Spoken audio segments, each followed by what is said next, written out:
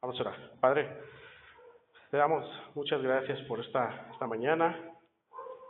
Gracias por permitirnos estar aquí, por poder continuar con este maravilloso libro del Éxodo, Señor.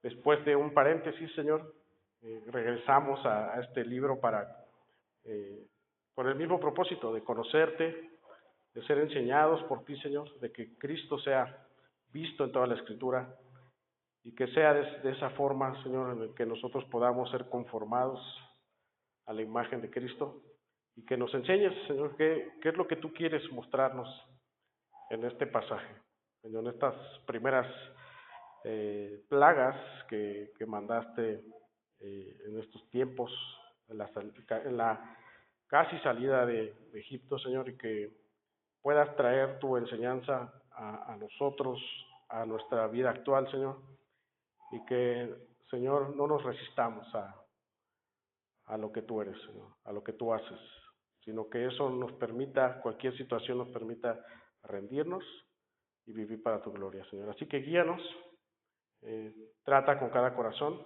confróntanos, enséñanos y que tu palabra vivifique nuestra alma. En nombre de Jesús. Amén. Amén. Muy bien, pueden tomar su lugar. Titulamos No te resistas y es claro que es a razón de esta resistencia, ¿verdad?, de Faraón. ¿No? Ya vemos estas tres plagas y Faraón sigue resistiéndose al poder de Dios, a lo que Dios está haciendo. Y uno de los males que trajo el pecado, es al corazón, uno de los males que trajo el pecado al corazón del hombre es la mentira. La mayoría de nosotros crecimos en ambientes donde quizá la palabra de Dios no era la base, ¿verdad?, principal, no era la verdad en nuestros hogares, quizá. Y dado a eso, a lo largo de nuestras vidas, empezamos a abrazar diversas ideas, diversas doctrinas, comenzamos a abrazar patrones, comenzamos a abrazar tradiciones que consideramos como verídicas, aún sabiendo que tales cosas no iban a responder a nuestro problema principal, que era el corazón. Por lo tanto, abrazamos la mentira. Y esta mentira normalmente nos encamina a ídolos que llegamos al punto de defenderlos a capa y espada. Tal así que cuando llega el Dios, nuestro Dios, con su verdad y con este sentir de idolatría, en este sentir de caminar en la mentira, entonces hace que nosotros nos resistamos, ¿verdad?, a su verdad. Y ya sea que Él por su gracia nos quite ese velo de la mentira, nos cambie el corazón, es que nosotros podemos conocerle y es que nosotros podemos seguir la verdad. Que Él nos dé un nuevo corazón, que Él nos dé su espíritu para que seamos guiados a la verdad. Y que nuestros corazones sean ablandados, que el Señor rompa con corazones de piedra para poder conocerle a Él, sabiendo que Él es el único sabio Dios y verdadero. Entonces, cuando el hombre peca, viene esa resistencia a Dios, viene al corazón la mentira, el resistirnos a Él. Y en esa resistencia lo único que hizo el hombre es empeorar las cosas, porque al darse cuenta el hombre que no puede salir de su problema, entonces al querer dar soluciones o al querer caminar en lo que ofrece este mundo, lo único que hace es empeorar las cosas, empeorar las situaciones, por cuanto no ha confiado en Dios, sino ha confiado en ídolos o en otros medios que no nos llevan a la verdad. El hombre se vuelve convenenciero con Dios, muestra una naturaleza de imposibilidad de salvarse a sí mismo, y esto es prácticamente lo que vamos a ver en este texto. El faraón vio las maravillas de Dios, vio cómo el Señor mismo, el Dios mismo que que permitió estas plagas es el mismo que quitó estas plagas. Pero aún así su corazón seguía endurecido. Y vamos a ver en este pasaje, en la plaga 2 y 3, que tres evidencias de la resistencia a Dios. Pero asimismo vamos a ver en esperanza, a ver cómo Dios puede romper con esa resistencia para que ahora Dios ya no sea resistible, sino irresistible a los suyos en Cristo. El contexto de este texto es que Dios ha mandado una y otra vez a Moisés que los deje salir. Y la instrucción siempre ha sido la misma. Diles que los deje salir para que vayan a ofrecer sacrificios. Entonces, una y otra vez en cada plaga, la instrucción siempre va a ser la misma para Moisés. Entonces, ¿a razón de qué? De que le sirvieran en el desierto, dado que Faraón, o sea, el Señor le ha dicho a Moisés y ha hecho énfasis en que el Faraón ha endurecido su corazón, pero que ellos tenían que obedecer a Moisés, que no iba a ser fácil, ¿verdad? Que él debía simplemente obedecer y hacer conforme a lo que él ha establecido. Entonces, el Señor permite esta serie de plagas que van a... el propósito del Señor de esta permisión de plagas era para sí sacar al pueblo a mano fuerte, ¿no? Pero también para desenmascarar los ídolos de los egipcios, ¿no? Estos ídolos, estos dioses falsos que no servían para nada. Y el Señor lo va a mostrar en cada plaga el cual él va a tratar, ¿no? Hasta este momento se ha presentado el milagro de la vara de Aarón, comiéndose la vara de los hechiceros. Se ha presentado la plaga de sangre en un sentido de advertencia, en un sentido de juicio, una plaga donde Dios golpearía al Dios y que ellos adoraban. Y hoy veremos dos plagas más en esa misma línea de advertencia, de oportunidad, de arrepentimiento, ¿no? Y reforzaremos esta plaga de las ranas, ya lo hemos visto con el hermano Pedro, pero vamos a reforzarlo, para que tanto en esta plaga como en la de los piojos podamos ver estas tres cosas acerca de la resistencia a Dios, ¿no? Y quiero que vayamos a la primera resistencia. ¿O cuál es la característica de una persona que se resiste a Dios?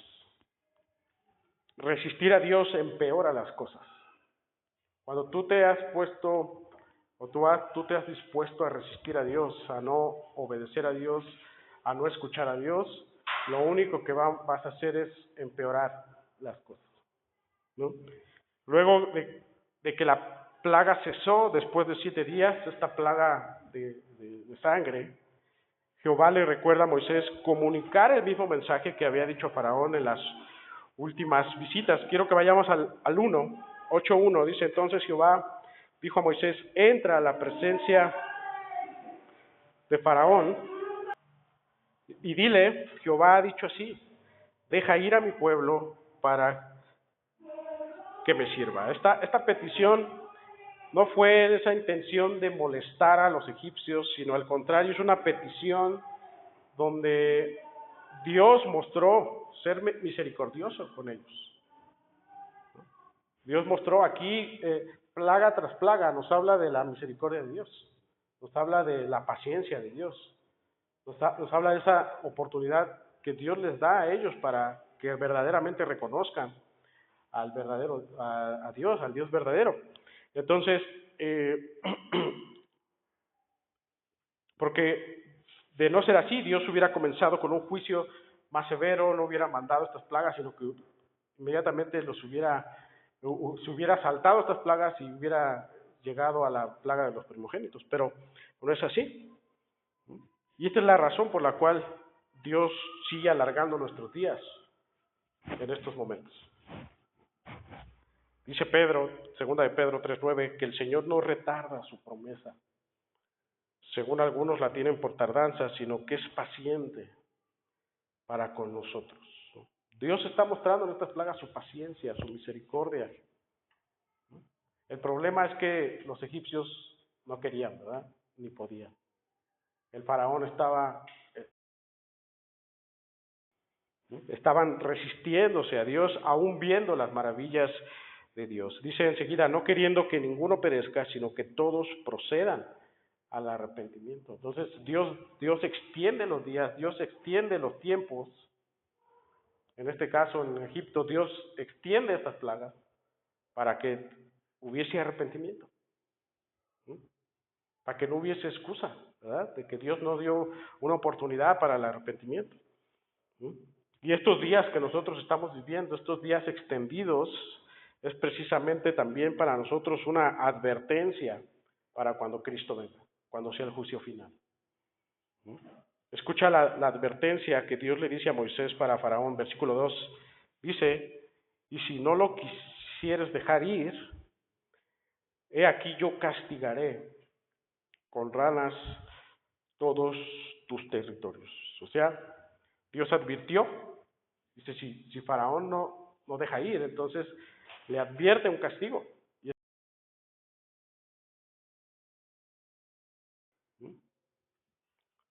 Y Dios lo hace así, con otra plaga, con esta diosa egipcia cara de rana, llamada Heket, ¿no? Una diosa que ellos adoraban, ¿no? Las ranas en Egipto eran animales muy sagrados, es decir, no se podían matar, ¿no? Era común ver ranas en este río, en el río Nilo, y ellos las consideraban como una representación de la diosa que interactuaba con la tierra en fertilidad. Además era un símbolo, la rana era un símbolo de la resurrección, ¿no? Así lo creían ellos. Así que Dios les envió una plaga de ranas porque ellos adoraban ranas.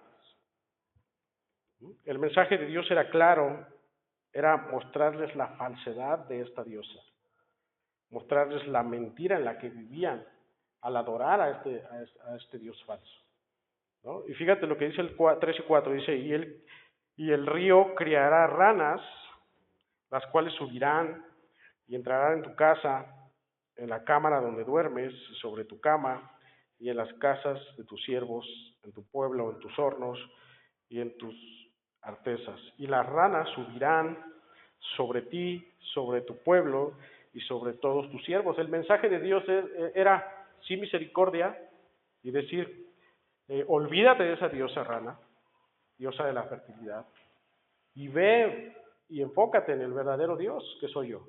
Ese era el mensaje de Dios hacia Egipto, pero endurecieron su corazón. Entonces, Faraón no escucharía una vez más a Dios a través de Moisés, aún ya habiendo visto las consecuencias de no atender a la instrucción de Dios, tal que dice el versículo 5, y Jehová dijo a Moisés, di a Aarón, extiende tu mano con tu vara sobre los ríos, arroyos y estanques, para que haga subir ranas sobre la tierra de Egipto. Primero es la advertencia, ¿verdad? Pero ellos se negaron. Entonces, Moisés le dice a Aarón que extendiera su mano con su vara en los ríos, arroyos y estanques para que haga subir ranas sobre la tierra de Egipto. Y dice el 6, entonces Aarón extendió su mano sobre las aguas de Egipto y subieron ranas que cubrieron la tierra de Egipto. Es decir, todo Egipto estaba lleno de estos animales, ¿no? O sea, Dios los saturó de ranas, Dios los saturó de su idolatría sobre ellos, provocando frustración. Como diciendo Moisés, a ver dónde está tu Dios rana. Aquí están las ranas, a ver dónde está tu Dios rana. Así nos dice el Señor, ¿verdad? A ver dónde está tu Dios dinero, que no te puede satisfacer, ¿verdad? ¿Dónde está tu Dios mentira que te lleva a la perdición? ¿Dónde está tu Dios persona? ¿Dónde está tu Dios trabajo que dices tú que es importante? ¿Verdad? Así el Señor. Entonces, Dios los satura de estos animales, provocando frustración, desaliento, incomodidad, en lugar de atender, en lugar de rendirse y reconocer a Dios. Pero ellos empeoraron las cosas. ¿Por qué? Dice versículo 7, y los hechiceros hicieron lo mismo. con sus encantamientos e hicieron venir ranas sobre la tierra de Egipto. Si de por sí la tierra ya estaba llena de ranas, los hechiceros, en vez de revertir la situación, pues con sus encantamientos provocaron más ranas. De por sí ya había miles y todavía estos hechiceros torpes, ¿no? En vez de quitar ranas, pues crearon más ranas con sus artes oscuras. ¿Por qué no revirtieron la situación? ¿Por qué? Porque no podían. Estos hechiceros fueron la vergüenza, ¿verdad?, para el pueblo egipcio. Imagínate, dice verso 3 que hasta en los hornos había ranas, ¿no? Querían hacer un pan en un horno y había ranas ahí. Y había ranas calcinadas quizás para hacer un pan, o despertabas y en vez de darle un beso a tu esposa le dabas a la rana, ¿no? O sea, ranas por todo lugar, ¿no? Y aquí vemos, ¿verdad?, que cuando tú deseas querer solucionar tu situación difícil o cuando querer darle solución nosotros a cualquier situación que sea compleja, fuera de Dios, que esté fuera de la palabra, lo único que va a suceder es que vas a empeorar las cosas. Cuando tú quieres darle solución a las cosas difíciles, a las situaciones complejas, que según tú tienes estrategias para eso, que está fuera de los estándares de Dios, fuera de la palabra de Dios, lo único que vas a hacer es empeorar las cosas, porque no hay nada que tú puedas revertir. Solo el Señor puede hacer nuevas cosas. Resistir a Dios, su poder, resistir a su santidad, resistir a su verdad, lo único que hace, hermanos, es empeorar las cosas.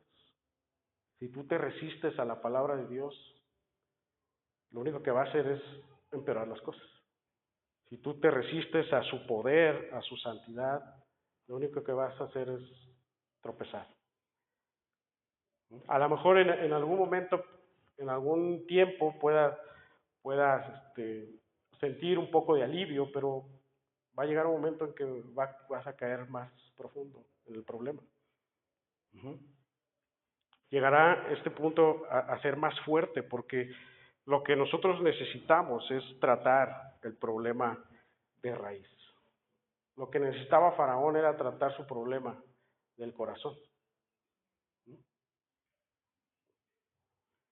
Que el Señor, lo que necesitaba Faraón era que su corazón fuese cambiado para que ahora fuese dirigido al Señor en arrepentimiento y fe, y el Señor en estas plagas, Él le está dando esa oportunidad, pero Él se resistió, pero Él no quiso, ¿no?, seguir al Señor. Y aquí vamos al siguiente punto: resistimos a Dios cuando no creemos que Él es, resistimos a Dios cuando creemos que Él está para mí y no nosotros para Él. El Señor no está para mí, nosotros estamos para Él. Y cambia la perspectiva, porque cuando nosotros creemos que Él está para mí, entonces eso nos da a nosotros el poder de querer decirle qué es lo que Él haga. Señor, dame, Señor, dame. Cuando realmente nosotros estamos para Él. Dice el 8, entonces Faraón llamó a Moisés y a Aarón y les dijo: orad a Jehová para que quite las ranas de mí y de mi pueblo. Vean, aquí se nota muy espiritual el Faraón, ¿verdad? Oren ustedes a Jehová para que quite de mí las ranas y de mi pueblo, y dejaré ir a tu pueblo para que ofrezca sacrificios a Jehová. No, ojo que no dice ora a Jehová para que produzca arrepentimiento en mí, ¿verdad? No le dice Faraón a ellos, no les dice ora para que sea cambiado mi corazón y yo pueda ver a Jehová, sino ora para que se quiten las ranas y de mi pueblo. Quería un beneficio para él de una manera externa, pero no le dice que quite de mí el Señor mi corazón. Y así a veces nuestras oraciones así, ¿verdad? Señor, que cúbreme, ¿no? O Señor, dame tal cosa. Nuestras oraciones deben estar directas al Señor diciéndole, cambia mi corazón, quita mi maldad. Porque sabemos que el problema principal de nosotros no es lo que sucede alrededor, es lo que hay en mi corazón. Por eso nuestras oraciones deben estar de, Señor, cambia mi corazón. ¿Mm? O sea, el faraón está diciendo, o sea, Moisés, Aarón, yo no creo en tu Dios, pero sí ayúdame, ¿no? A orar para que obre a mi favor. ¿Te han dicho algo así alguien? O sea, yo no soy creyente, pero tú que eres cristiano, ora para que Dios esté a mi favor, ¿no? Tú que no eres cristiano, tú que eres cristiano, tú que eres pastor, me han dicho, ¿no? Tú que eres pastor, ora para que no me ocurra nada malo. Esa es una actitud de resistencia hacia Dios, de no querer enfrentarse al Señor, de no querer rendirse totalmente al Señor, como si todo estuviera en las manos de uno, ¿no? O como si estuviera todo, en este caso, todo en las manos de Faraón. ¿Mm? Ora para que se me quite tal cosa, ora para que me vaya bien, ora para que haya bendición en mi casa. ¿Mm? Tú que eres cristiano, tú que eres pastor, a ti que sí te escucha Dios, ¿no? Y eso solo es evidencia de una resistencia a Dios, más no de lo que Él puede hacer. Ellos están conscientes de las obras de Dios. Faraón estaba consciente de las obras de Dios, de lo que Él podía hacer, pero simplemente no quería arrepentirse, no quería seguirle, no quería aceptar su verdad. Porque la petición de Él no es ora para que el Señor sea el centro de mi vida y cambie mi corazón. El faraón quería solamente lo que Dios podía hacer, pero no lo que Dios es,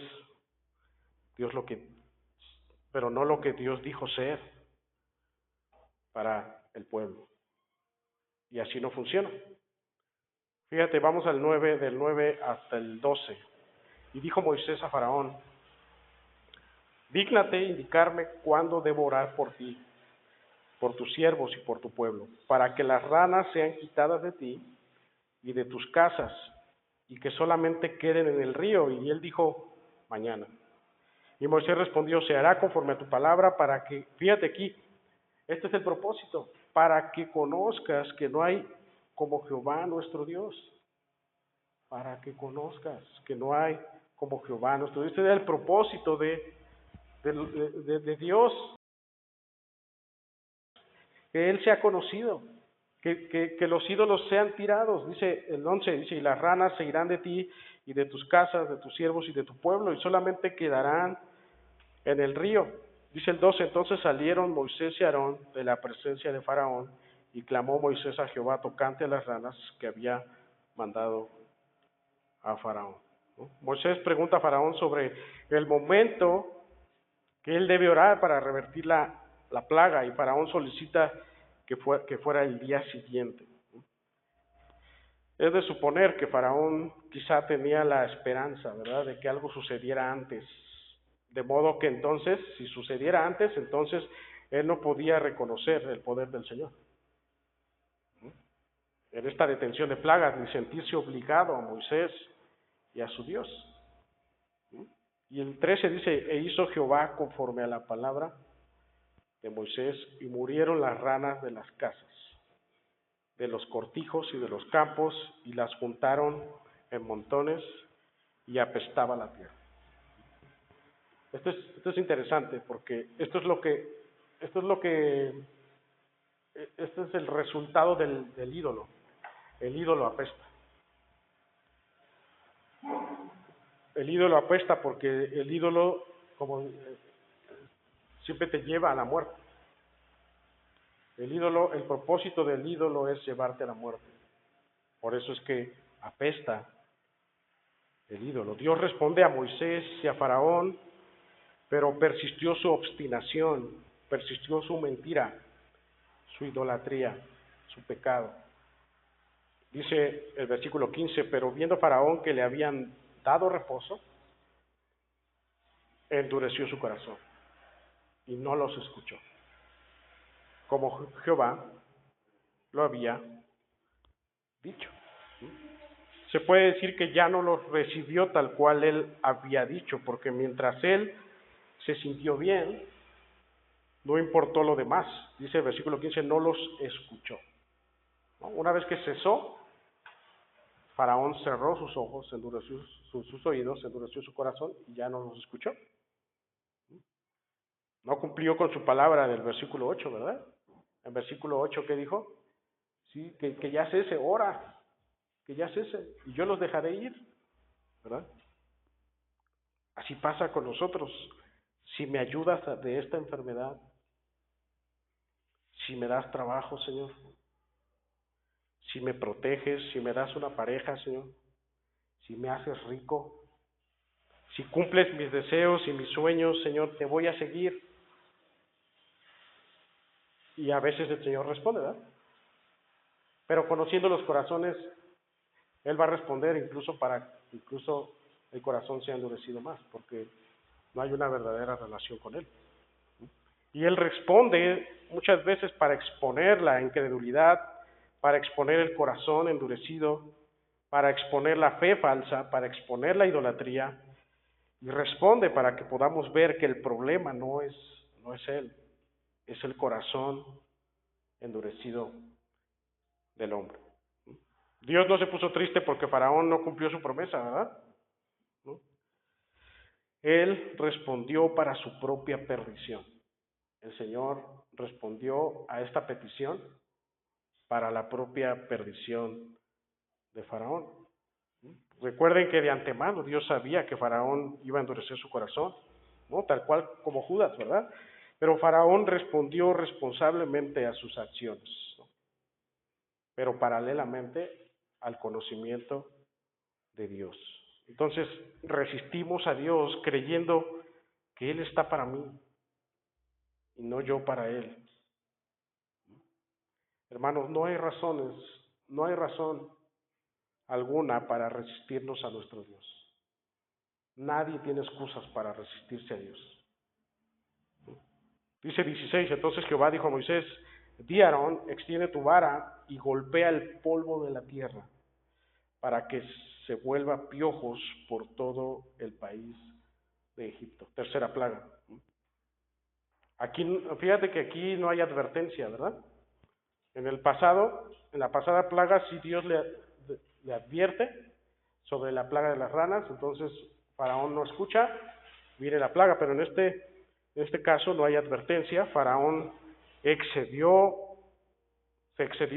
burló de la misericordia de Dios, y Dios sigue con su plan. Esta plaga golpeó el corazón de todo el culto de Egipto. Especialmente esta plaga golpea a sus sacerdotes.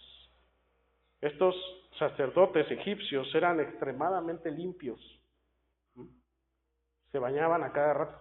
Eran muy limpios para presentarse a sus dioses. Entonces, esta plaga de los piojos impedía adorar a sus mismos dioses y ofrecer sacrificios a estos dioses. Y dice el 17, y ellos lo hicieron así. Y Aarón extendió su mano con su vara y golpeó el polvo de la tierra, el cual se volvió piojos, así en los hombres como en las bestias. Todo el polvo de la tierra se volvió piojos en todo el país de Egipto. ¿Y qué creen? Entran de nuevo en acción los hechiceros, ¿no? Viene Faraón y a ver, hechiceros, ahora van ustedes, ¿no? Traten de revertir la situación. Pero ¿qué creen? Otra vez se repite el problema, empeoraron las cosas. Dice el 18, y los hechiceros hicieron así también para sacar piojos con sus encantamientos, pero no pudieron. Y hubo piojos tanto en los hombres como en las bestias. Observa, los hechiceros pudieron convertir una vara en serpiente. ¿Se acuerdan de eso? El agua en sangre. Pudieron producir ranas. Pero ¿qué pasó? ¿Dónde quedaron los piojos? ¿Ah? Esto muestra que por muy grande que sea el poder de Satanás, lo veíamos hoy en la mañana, por muy grande que sea el poder de Satanás, su poder está limitado, porque ellos no pudieron. Entonces, fíjense, Ellos se dan cuenta de que del poder de Dios por sobre el poder de Satanás o el poder de los hechiceros. Y entonces los hechiceros, ya como diciendo, no podemos hacer más, fíjate lo que dice, entonces los hechiceros dijeron a Faraón, dedo de Dios es este. Mas el corazón de Faraón, otra vez, se endureció y no los escuchó. Los mismos hechiceros le dijeron a Faraón, dedo de Dios es este, nosotros no podemos hacer ya nada más. Esto es obra de Dios, esto es lo que está pasando, es obra de Dios. Y no los escuchó como Jehová lo había dicho. Entonces estos hechiceros reconocieron que había un poder mayor al de ellos. Sin embargo, este era un poder que ellos no honraban, era un poder que ellos no servían. Entonces nadie tiene excusa. Nadie tiene excusa. El faraón no tuvo alguna razón para rechazar al Señor. No tuvo alguna razón para rechazar a Jehová. Y Romanos 1, del 16 al 32, nos habla de esta naturaleza de rechazo. Vamos a este pasaje y vamos terminando. Romanos 1, versículos 16 hasta el 32.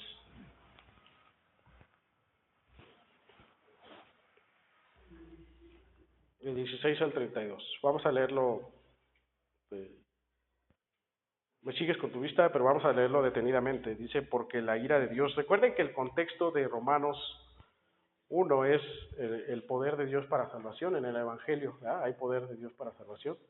Y en el versículo 18 habla de esta naturaleza pecaminosa del hombre. Dice, porque la ira de Dios se revela desde el cielo contra toda impiedad e injusticia de los hombres que detienen con injusticia la verdad.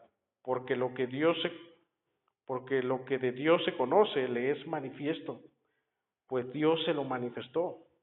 Porque las cosas invisibles de Él, su eterno poder y deidad, se hacen claramente visibles desde la creación del mundo, siendo entendidas por medio de las cosas hechas, de modo que no tienen excusa. Dice aquí Pablo, dice, el eterno poder de Dios es visible desde la creación del mundo y han sido entendidas por las cosas hechas.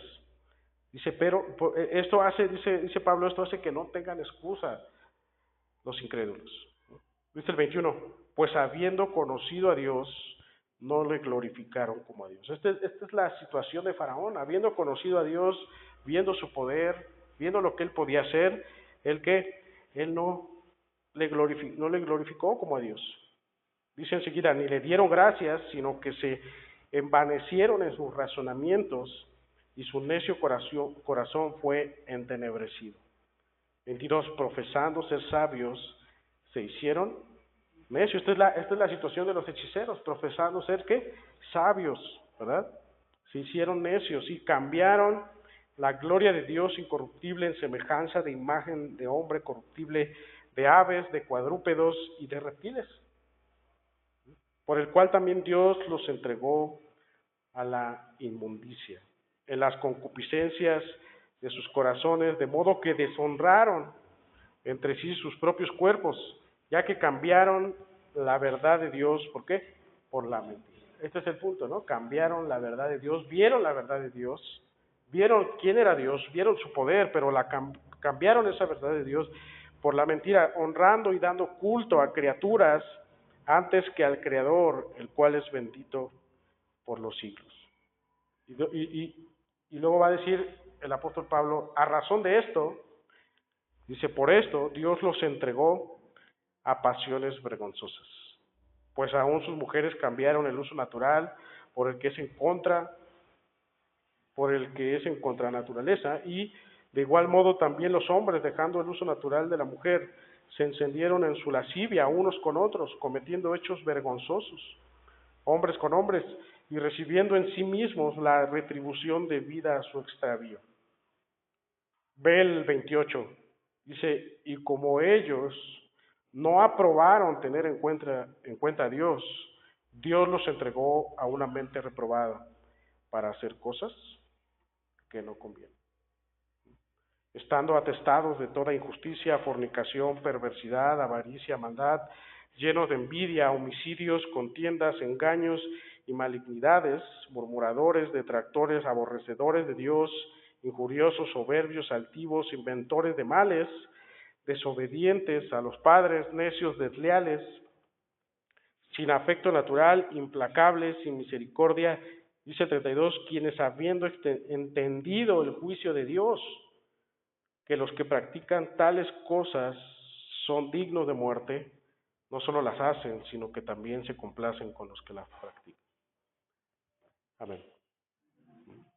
Vean cómo el apóstol Pablo se lleva casi un capítulo hablando de las características de estos que deshonran a Dios, que aún viendo su poder, que aún viendo lo que Dios es, lo que Él hace, aún así cambiaron, ¿verdad? Esa verdad por la mentira.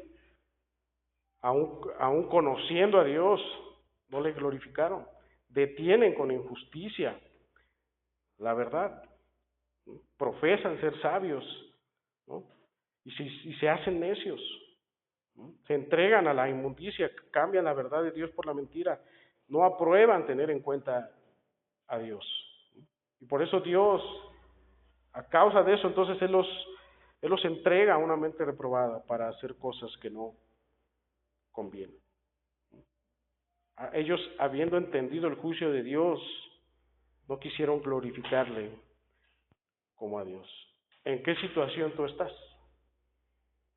¿En qué situación tú estás? Dios nos libre de ser hijos de ira, porque al principio dice, la ira de Dios se revela desde el cielo contra toda impiedad e injusticia de los hombres. Dios nos libre de una situación así. El peor estado en el que tú puedes estar es una situación de ira, en el que la ira de Dios esté sobre ti. El contexto a este pasaje